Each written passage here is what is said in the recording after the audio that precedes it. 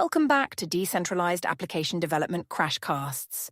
I'm Sheila, and if you're enjoying our show, please take a moment to rate us on your podcast platform. It really helps us reach more developers like you. Today we're continuing our journey through Chapter 5, Networking in P2P Systems, and we'll be diving into the crucial topic of security considerations in P2P networking. But before we get started, I have a quiz question for our listeners. Victor, would you like to hear it? Would you? Absolutely, Sheila. I'm always up for a good brain teaser. Let's hear what you've got for our listeners today. All right, here's the question. In P2P networks, what type of attack involves one malicious entity creating multiple fake identities to gain disproportionate influence in the network? Oh, that's an intriguing question, Sheila. It touches on one of the core vulnerabilities in P2P systems. I think our listeners will need to put on their security hats for this one. It's not just about understanding the attack itself, but also grasping why it's particularly challenging in a decentralized environment. Let's keep this question in mind as we explore the topic, and I'm sure our listeners will piece it together by the end of the episode. Excellent point, Victor. Before we dive deeper, could you give us a quick overview of why security is so crucial in P2P networking? Certainly, Sheila. In P2P networks, security is paramount because there's no central authority to oversee and protect the network. Each peer is both a client and a server, which creates unique vulnerabilities. Imagine a neighborhood where every house is also a bank. That's the level of responsibility and risk each peer carries in a P2P network. That's a great analogy, Victor. So, what are some of the main security concerns in P2P networks? The main concerns include authentication, data integrity, privacy, and availability. In a P2P network, you need to be sure that the peer you're communicating with is who they claim to be, that the data hasn't been tampered with, that sensitive information remains confidential, and that the network remains operational even under stress. I see.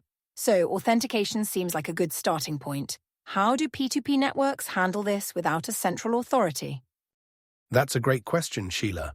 P2P networks often use public key cryptography for authentication.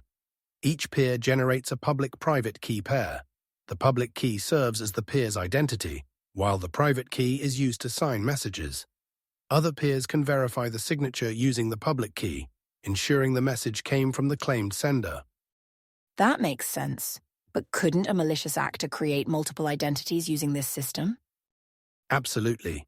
And that brings us to one of the most significant attacks in P2P networks, the Sybil attack. This is actually the answer to our quiz question. In a Sybil attack, a malicious entity creates multiple fake identities to gain disproportionate influence in the network. Ah, I see. So how do P2P networks defend against Sybil attacks? There are several strategies, Sheila. One approach is to make identity creation computationally expensive. Like Bitcoin's proof-of-work system, another is to use trust-based systems where peers vouch for each other. Some networks also employ periodic identity rotation or require peers to solve captchas. Interesting. Are there other types of attacks we should be aware of? Yes, another significant threat is the Eclipse attack. In this attack, a malicious actor attempts to isolate a peer from the rest of the network by controlling all of its connections. It's like surrounding a house with fake neighbors who intercept all communication. That sounds dangerous. How can P2P networks prevent Eclipse attacks? Good question. Mitigation strategies include randomizing peer selection, enforcing diversity in peer connections, and implementing connection quotas. Some networks also use gossip protocols to spread information about malicious behavior. I'm starting to see how complex P2P security can be. What about privacy? How do P2P networks ensure data confidentiality? Privacy is indeed a critical concern, Sheila. P2P networks often use end-to-end encryption to protect data in transit. Some networks also implement onion routing, similar to Tor, to obscure the origin and destination of data. However, it's important to note that perfect privacy is hard to achieve in P2P networks due to their open nature. That makes sense. Are there any real-world examples of security breaches in P2P networks that we can learn from? Absolutely.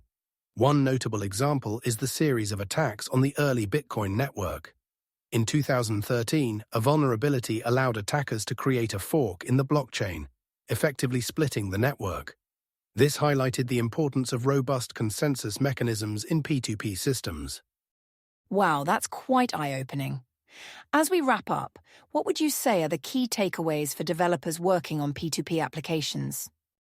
Great question, Sheila. I'd say the key takeaways are: first, always assume that some peers will be malicious and design your system accordingly. Second, use strong cryptography for authentication and data protection. Third, implement multiple layers of defense against attacks like Sybil and Eclipse.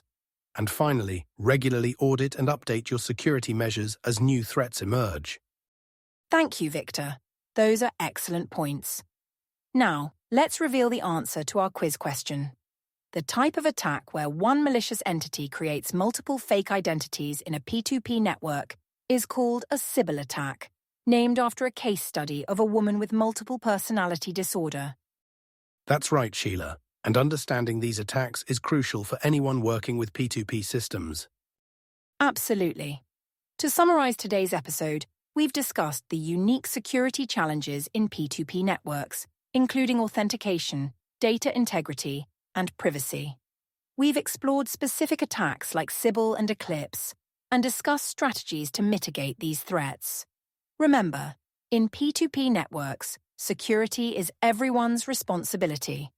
Thank you for listening to Decentralized Application Development Crashcasts.